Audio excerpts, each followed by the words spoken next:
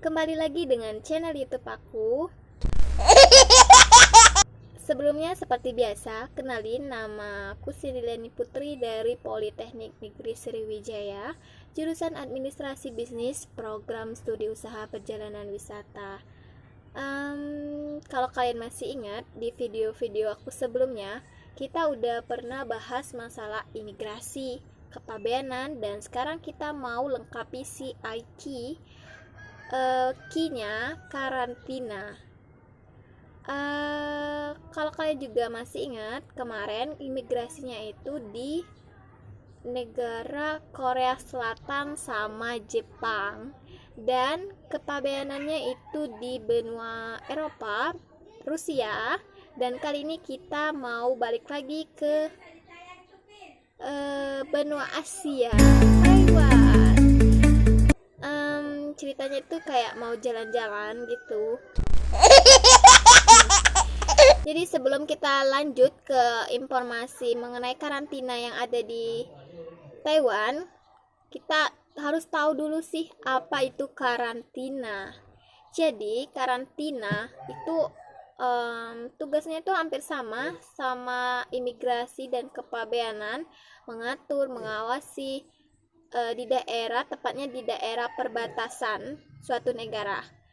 Perbedaannya, kalau imigrasi itu mengenai pengaturan mengenai mengawasi juga izin masuknya, bisa jadi dari paspor, visa.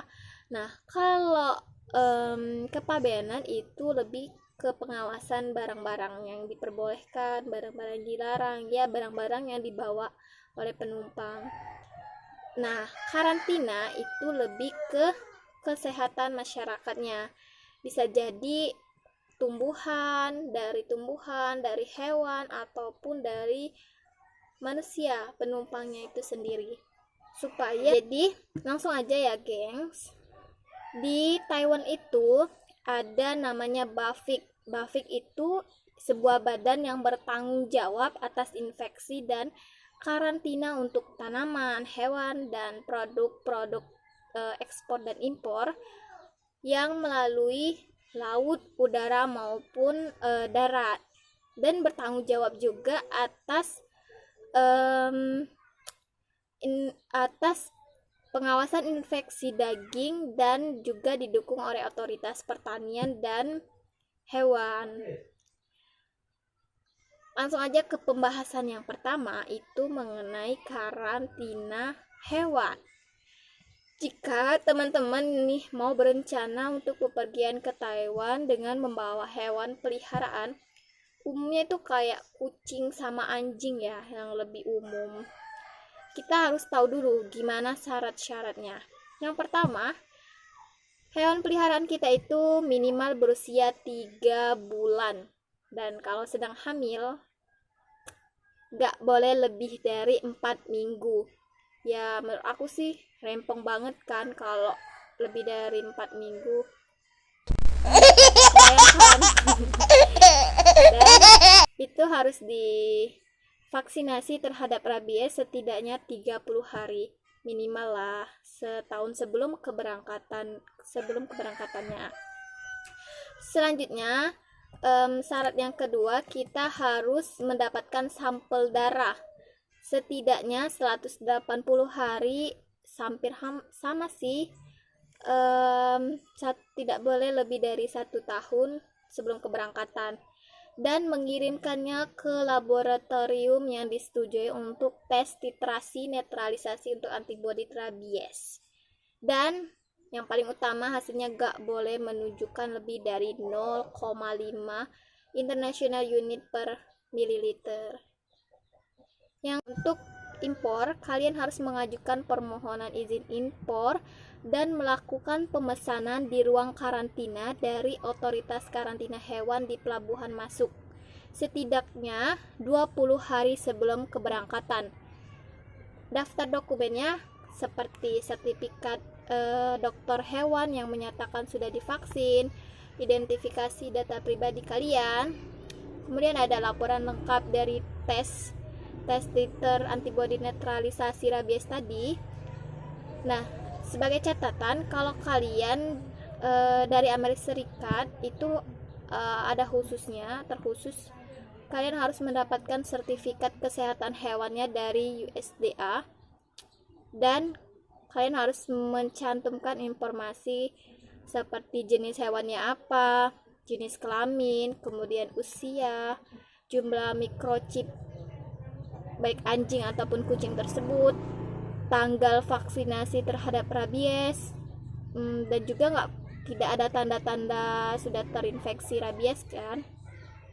Kemudian hasil tes titernya itu, tanggal pengambilan sampel, nama laboratorium, serta kalau mau impor itu nomor seri impornya, bisa juga salinan izin impornya.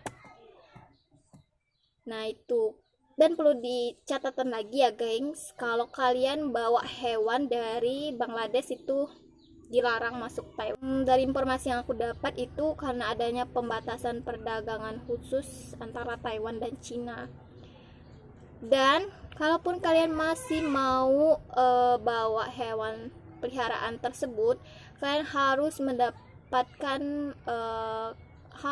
menghubungi Institut Amerika di Taiwan untuk informasi lebih lanjut. Tapi saran aku kayaknya nggak usah lah ya guys, untuk cari aman aja. Nah ini untuk syaratnya. Kemudian untuk informasi mengenai karantinanya, ketika kalian sudah tiba di Taiwan, kalian harus yang pertama mengajukan permohonan ke cabang Bafik untuk infeksi karantina dan menyerahkan izin impor.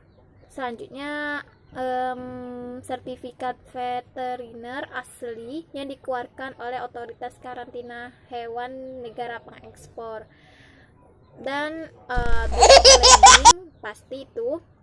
Dan apabila kalian lupa membawa sertifikat dari dokter hewan, maka kalian harus merelakan hewan peliharaan kalian akan dideportase oleh petugas karantina di sana. Itu biasanya dideportase selama ya di karantina lebih dari 21 hari kayaknya ya. Dan selama 21 hari itu hewan itu akan dilakukan tes rabies tadi. Kemudian apabila terinfeksi maka akan divaksin. Nah mungkin itu informasi mengenai karantina hewan. Dan yang kedua kita mau bahas mengenai karantina tumbuhan aja ya. Untuk prosedur tumbuhan dan hasil karantina tumbuhan untuk kegiatan ekspor dan impor, Bafik melakukan karantina untuk tanaman dan segala produk tanaman melalui pelabuhan. Kemudian untuk pemeriksaan setiap invasi hama dan penyakit berbahaya dari tanaman tersebut, bisa dari buah-buahan, sayuran, dan tanaman bunga, umbi-umbian, biji-bijian, kayu, pembibit, dan produk tanaman lainnya. Dan baru-baru ini di Taiwan itu juga menyediakan karantina untuk kayu. Dan untuk kegiatan ekspornya sesuai dengan persyaratan dan peraturan fitosanitari dari negara pengimpor. Jadi Bafik harus mengeluarkan sertifikat fitosanitarinya. Ini terkhusus untuk buah-buahan dan sayuran ya, dengan cara mengirim pesan elektronik ke pabeanan di terminal pengangkut.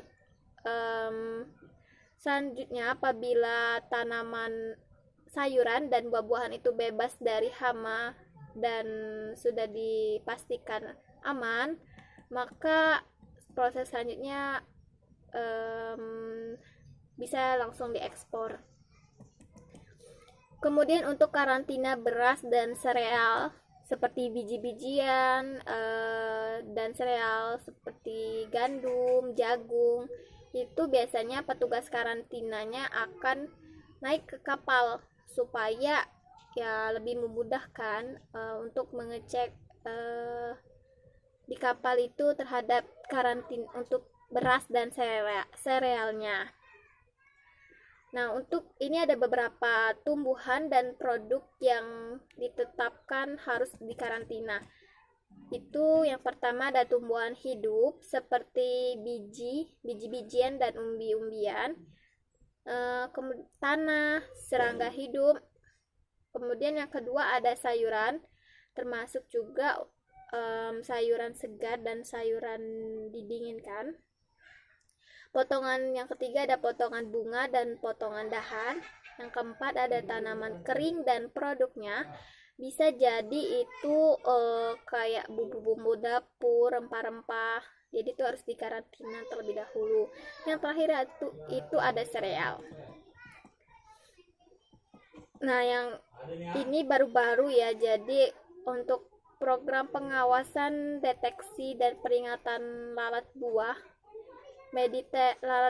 Mediterania, hampir sebagian besar itu di Taiwan itu buah berasal dari Amerika, Amerika Serikat, Kanada, Selandia Baru, Argentina, Prancis, Italia, Afrika Selatan. Jadi untuk benar-benar menjaga buah dari lalat Mediterania tadi itu buah-buahan itu harus di karantina terlebih dahulu. Untuk kedua itu ada karantina penumpang. Jadi untuk penumpang yang membawa produk tanaman, baik itu di pelabuhan maupun di bandara, kalian harus menyatakan tanaman yang kalian bawa itu. Kalau kalian ketahuan gak menyatakan, kalian akan didenda 3.000 dolar Taiwan, bahkan bisa lebih. Tapi sejak 1 Oktober 1998 penumpang itu dilarang membawa buah segar. Sebenarnya untuk larangan buah itu udah ada ya. Di sini juga ada informasi mengenai karantina paket pos internasional. Jadi petugas karantina akan memeriksa kiriman atau paket termasuk tanaman dan produk tanaman yang di pos dipaketkan. Kemudian itu setelah dilakukan pengecekan baru bisa, kalau dinyatakan aman ya bisa langsung dikirim. Kemudian untuk informasi pemeriksaan daging, status operasi saat ini sebenarnya di Taiwan itu ada 24 rumah potong hewan ternak dan 30 rumah potong hewan unggas yang dibawa yurisdiksi untuk urusan infeksi daging.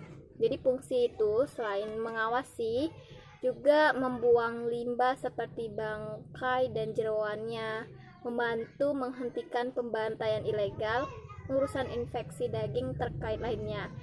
Dan di sana juga ada penerapan aturan pemeriksaan untuk produk daging. Mungkin itu aja informasi yang bisa aku sharing. Jadi mengenai karantina yang ada di Taiwan, lebih dan kurang aku juga mohon maaf ya gengs, karena masih dalam proses pembelajaran. Terima kasih dan jangan lupa subscribe and like. Dadah, bye bye.